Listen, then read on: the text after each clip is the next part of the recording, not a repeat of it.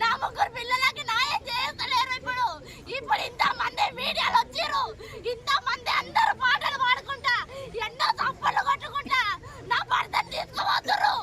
ఇప్పుడు తీసుకుపోయి కాల్ చేస్తారు, వెళ్ళిపోతారు. అందరు ఎవరింటికి వాళ్ళు పోతారు, ఎవరు మాట్లాడరు. మళ్ళా రేపటి రోజు ఎవరు కనిపించారు నా భర్త దగ్గరికి వచ్చి మాట్లాడేటోళ్ళు ఎవరు రారు, ఎవరు లీడర్లు రారు, ఎవరు రారు. నా భర్తకి నాకు న్యాయం జరిపారు. ఇప్పుడు లేకపోతే నా భర్తతోని నన్ను కూడా తీసుకుపోండి. ఇక్కడ నా భర్తతోని నన్ను తీసుకుపోవాలనుకోండి ఏదైనా చెయ్యుండ్రి, లేదా నా పిల్లలకి నాకు న్యాయం చెయ్యుర్రి. నాకు అది కావాలి. ఇప్పుడు చెప్పురా, న్యాయం చేస్తారా? చేస్తారా మీరు? బీజేపీ వాళ్ళు, కాంగ్రెస్ వాళ్ళు ఎవరు బీజేపీ వాళ్ళు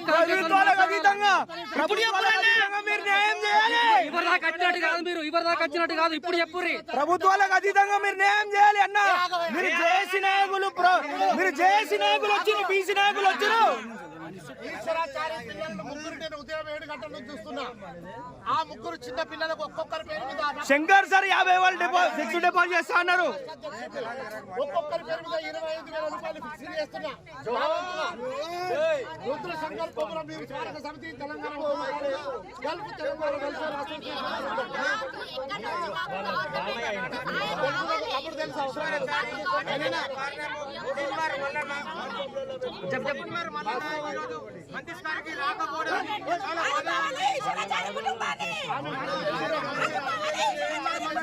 ఆదుకోవాలి, ఆదుకోవాలి, ఆదుకోవాలి, ఆదుకోవాలి, ఆదుకోవాలి, ఆదుకోవాలి.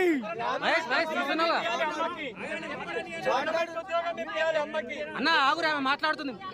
అక్కడ ఏదో తీర్మాన్ మల్లన్న మాకు సహాయం చేస్తాడు, బీసీల గురించి పోరాడాలని చెప్పి మేము రమ్మని చెప్పి తీర్మాన్ మల్లన్నని రమ్మండి, ఆయన ఆత్మకి శాంతి ఉంటుందని ఇక్కడికి రమ్మని మేము కోరుకుంటే తీర్మాన్ మల్లన్నని కూడా రానియకుండా అక్కడ ఆపేస్తారు. పోలీసులు అందరూ ఆపేసిరంట అక్కడ. ఇప్పుడు నా భర్త ఆయనకి ఆత్మశాంతి కూడా లేకుండా చేసారు. ఇంతమంది కలిపి నా భర్తకి ఆత్మశాంతి లేకుండా చేసేసారు ఇక్కడ. ఆయన దగ్గరికి పోయి ఆయన బాధ చెప్పుకోవడానికి పోయి ఆయన బాధ చెప్పుకోలేక ఆయన కాల పెట్టుకుని అక్కడ అంతా మధ్యలో జైబీపీ అనుకుంటా చచ్చిపోయిండు. చచ్చిపోతుంటే కూడా కాలు అంతా కాలిపోయి అంత చచ్చిపోతుంటే ఆయన నరకం అనుభవించుకుంటా కూడా జైబీపీ అన్నాడు నా ఒకడు. అంత ఇదిలో కూడా జైబీపీ అనుకుంటా పోయిండు. మళ్ళీ ఇప్పుడు నాకు ఏం చేస్తారు? నన్ను కూడా ఆయన తను తీసుకుపోతారా? నా పిల్లలకి ఏమన్నా న్యాయం చేస్తారా? చెయ్యండి. లేకపోతే నన్ను కూడా ఆయనతోనే తీసుకోండి. ఎందుకంటే నేను ఆయన లేదా 5 నిమిషాలు బతకలేను దాన్ని. ఇప్పుడు ఎన్ని సంవత్సరాలు ఎట్లా బతకాలి? నా పిల్లల్ని ఎట్లా పోషించుకోవాలి? నేను నా పిల్లల్ని చూసుకొని ఎట్లా బతకాలి? నాకు ఏ ఆధారం లేదు. మా అమ్మ చచ్చిపోయి 3 నెలలు అవుతుంది. ఇక్కడనే నా అమ్మ కూడా అన్నతో సాగే చచ్చిపోయింది. నా అమ్మ కూడా దిక్కు లేకుండానే చచ్చిపోయింది. ఎవరు వెనక ముందు లేకుండా. చనిపోయినప్పుడు కూడా ఎవ్వరు లేడు, చావు చనిపోయింది. ఎవరు రాలేదు. మా బావగారు చేసిండు, మా అమ్మగారు సాగు కూడా.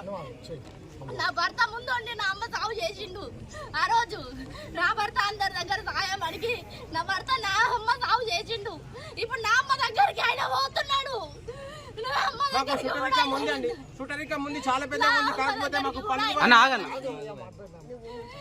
నా అమ్మ దగ్గరికి కూడా ఆయన పోతున్నాడు. అయ్యా మీకు దండాలు చేస్తా, నా పిల్లలకి దారి చూపెట్టుండ్రి అంతే. నేను ఏది అడుగుతలేను, నా పిల్లలకి దారి కావాలి. ఇప్పుడు ఎంతమంది ఎవరు ఎక్కడి నుంచి దిగొచ్చి ఏం చేస్తారో చెయ్యండ్రి, లేదా నా భర్తతో నన్ను కూడా తీసుకోండి. నానంతా ప్రభుత్వానికి కోరుకుంటున్నా. ఇప్పుడు నాకు అదే కావాలి.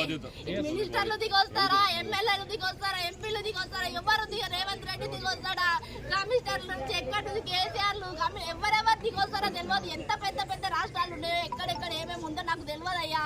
నేను ఏం చదువుకున్న దాన్ని కాదు, నేనేమి చేసిన దాన్ని కాదు. నా భర్త నాకు అన్ని ఇట్లా చూపిస్తుండే ఫోన్లలో, అవి చూస్తుండేదాన్ని అంతే. నేను అవి చూసుకుంటే నేను ఇది చేసిన వాళ్ళు ఎవ్వరు మనకి తర్వాత ఏ సహాయాలు చేయరు. ఎంతమందిలో చూపించిండు ఇట్లా, ఇగో చూడు పాపం వాళ్ళ కుటుంబాలు ఎట్లా అయిపోతున్నాయి అన్న భర్త నాకు అన్ని చూపిస్తుండే ఫోన్లలో, అన్ని వీడియోలు చూపిస్తుండే. ఉంటుండే, నాతో ప్రేమగా ఉంటుండే. కానీ ఇప్పుడు నాకు లేకుండా పోతే నేను ఎంత చచ్చిపోవాలి? నేను రోజు రోజు గడియ గడియకి నా ప్రాణం ఎక్కడ పోవాలి? ఆయనతో నేను ఎక్కడ పోవాలి? ఆయన లేని బతుకు నేను ఎట్లా బతకాలి ఇప్పుడు?